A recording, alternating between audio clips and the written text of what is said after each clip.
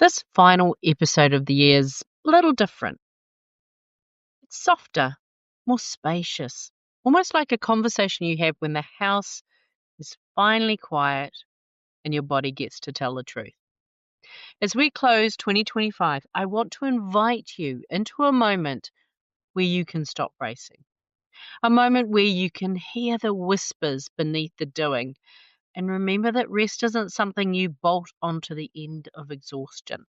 It's a strategy, a leadership tool, a biological reset, and an identity shift. Today, we're talking about the kind of rest that changes the way you move through the world, the kind that sharpens your leadership rather than slowing you down, the kind that invites you back into coherence. So, wherever you are, walking, driving, tidying, or simply listening, this is your invitation to take a breath with me.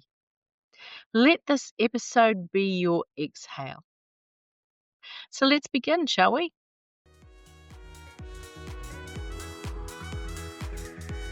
You're the one they turn to, the calm one, the capable one, the one with the answers. And yet, beneath it all, you know there's more available for you. More energy, more clarity, more unshakable presence.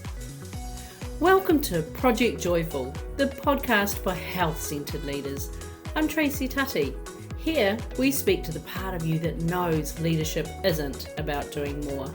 It's about becoming more fully who you are. So let's begin, shall we? So today's episode is our final one for 2025, and it's intentionally spacious. Not an urgency pep talk, not a finish strong directive, just an invitation, a remembering, a gentle return to the version of you who doesn't have to earn rest through exhaustion. Because rest is not a luxury, it's a strategy. So let's take a breath together, shall we? What a great way to start. So take a breath with me, hand on heart, breathing in. Hold it at the top and breathe out. Feels good, doesn't it? Think of that out breath as a soft exhale to mark the close of your year. You know, this is the time of year where your body starts whispering before your mind even realizes that it's time to slow down. Maybe you've felt that. The way you linger just a little longer at the kettle. The way a task that felt urgent last week suddenly feels optional. Or that quiet softening across your shoulders when you realize, even if it's only for a moment, that no one is waiting for anything from you right now. And if you're anything like the woman I work with, and I suspect you might be, you've been taught that rest is the thing you fit in after everything else is done and after everyone else has been taken care of. But here's what your biology's been trying to say all year in its quiet, loyal way. Your brilliance doesn't come from the doing. It comes from the coherence beneath it. You know, before we go any further, I want to pause with you here. Because it's easy to intellectually understand that rest matters, right? And I bet your mind's already telling you that you don't have time for that. You've got a million things to do. And I'm guessing that your mind is being very convincing right now. And maybe it's a very familiar story as well. So it feels comfortable. But the real shift happens when you begin to recognize yourself in the subtle ways your body's been trying to get your attention. Because here's the thing. You've got a unique nervous system imprint, a personal, deeply learned patterning that shapes how your body signals, I need something. Your cues won't look like anyone else's. And this level of awareness changes everything. It changes the way you lead your team, and it absolutely changes the way you lead yourself. So let's gently name a few of those micro moments, hey? Because they're clues. They're so woven into your daily life that you might not even notice the energetic toll. Because these aren't dramatic burnout signs. They're quieter. They're more sophisticated. More reflective of a woman who's competent She's responsible. She's deeply committed. Here's what it might look like. That quick check of your work email on a Saturday. You're not working, you're just staying ahead of Monday. But the energy cost of that's real because the moment you check, you're back in work. Even if you're also at the playground or doing the ironing or folding laundry or doing the thing with the kids, you're physically there, but you're not really present. And they can tell. And now you're carrying the emotional meaning of whatever you read. The tone, the implications, the to-dos, your second guessing. You're carrying that through your entire weekend. What about this one? That ripple of discomfort when you finally have downtime.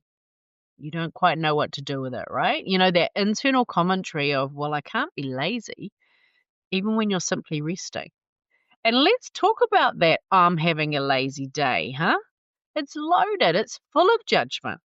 And it's a story that you'd never apply to someone you love. Or how about this one?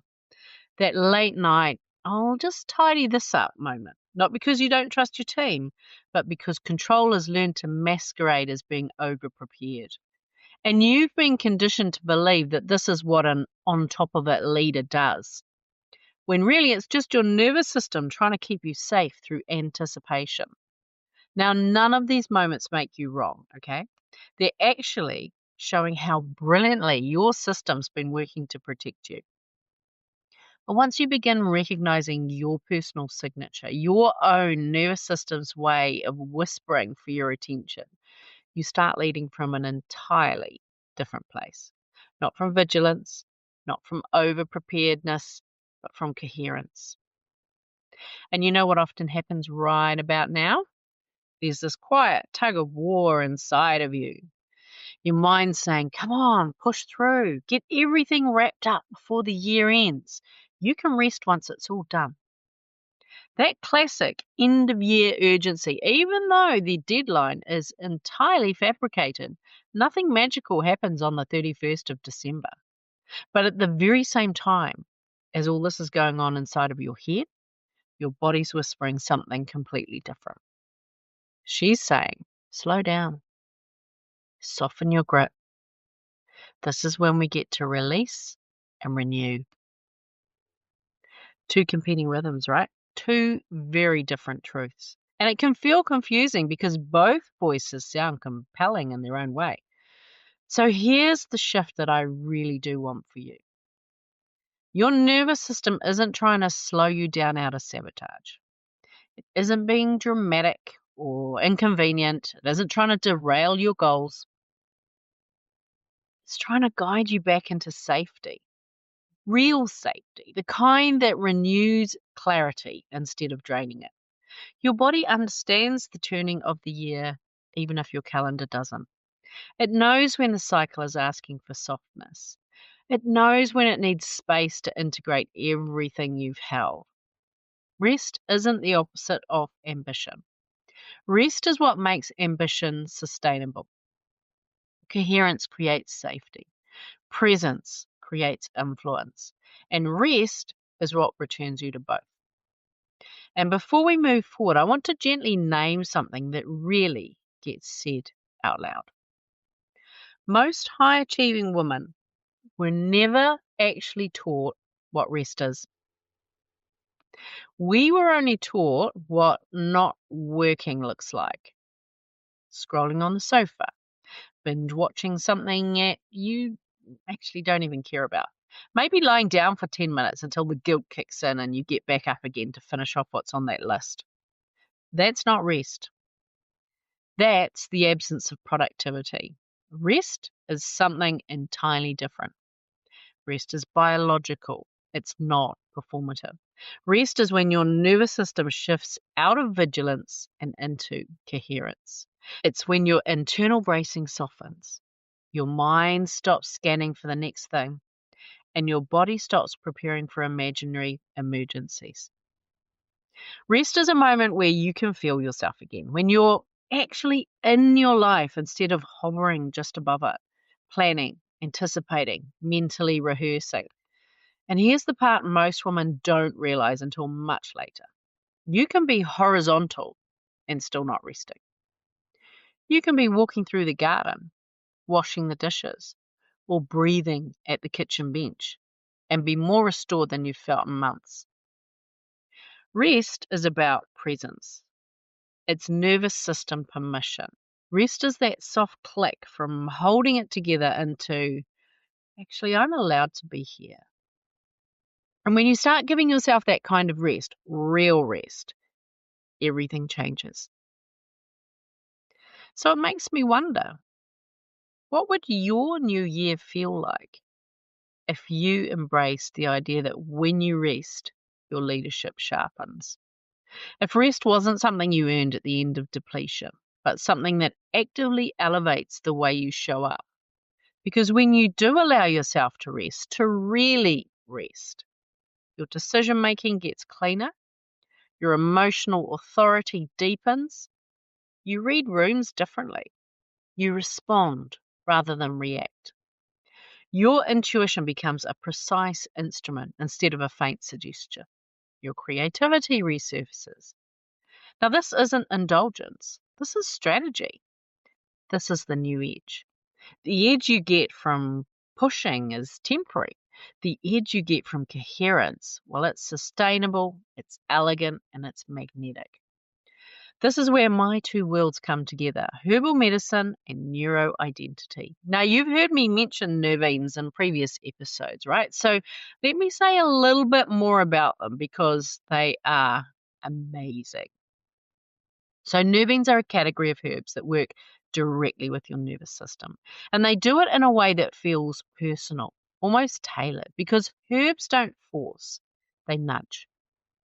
Now, when it comes to nervines, herbalists tend to group them into three types. You've got your nervine stimulants, so these are the herbs that gently wake you up. You've got your nervine relaxants, and these are the herbs that soothe and settle. And you've got your nervine tonics, and these are the herbs that nourish and rebuild your nervous system over time. And I see this all the time in clinic, right? Someone sits down with me and they say, you know what? I just need something to give me more energy. But once we explore what's really happening, their physiology, their emotional landscape, the pace of their life, what they truly need is something that soothes and replenishes. They need to refill the reservoir before they can light the fire. Let me say that again because it's so important. What they actually need to do is refill the reservoir before they can light the fire. And that's the essence of nervines. They smooth the frazzle. They help your system soften without collapsing. They ease the bracing you've worn like armor. They shift you from holding it all together into, I can breathe again. They don't override you. They meet you. They whisper. They whisper, it's safe now. And this is exactly why I love the intersection of herbal medicine and neuro identity coaching, right? Because herbs can nudge your physiology into a steadier, more coherent state. But it's the identity work that reroutes the thoughts, the beliefs, and the behaviors that were triggering that physiological cascade in the first place. The herbal support steadies the body. The identity work rewires the pattern. Together, they create lasting change, not just relief. So when your biology and your identity stop fighting each other, rest becomes a power source, not a pause. So before we close, I want to invite you into one more moment, just a breath, just a pause. It's just be you. You carried so much this year. You showed up in ways nobody saw. You made decisions that required quiet courage. You held emotional labor that wasn't part of your job description. You did things this year that would have stretched anyone, and you carried them with such integrity. So let this be your moment of acknowledgement. Just take a breath in, hand on heart, just breathe in with me. Acknowledge everything that you've achieved this year. Just breathe it in. Hold it at the top. Release that breath. You did beautifully. Really, truly beautifully. And if this conversation's landing in your body, if something in you is saying, yes, I need this, I've created something special for you. Your 2025 closing ritual. It's softly guided, it's deeply grounding, it's designed to help you finish this year with coherence, with clarity, and a sense of spaciousness that you can feel in your bones. And the great thing is, there's nothing you need to do for it. You get to be held, you get to be guided, you get to sit with your inner wisdom and let it speak. As the year turns, may you meet the season with softness, with presence, and with a nervous system that feels supported, steady, and truly yours. If you're interested, you'll find the link to your ritual in the show notes or at tracytutty.co.nz/tea with tea. Do you like what I did there? Anyway, rest well, my friend. Your next season will thank you for that. Until 2026, I'm sending you lots of love. Bye for now. Hey, thanks for listening to today's podcast. Can I ask you a favour? If our conversation spoke to you today, could you please take a moment to leave a 5-star review? Your review will help people discover this podcast, and together we can create a world where there's even more love and more laughter. And if you want to hear more from the Project Joyful podcast, just click the subscribe button. Bye for now.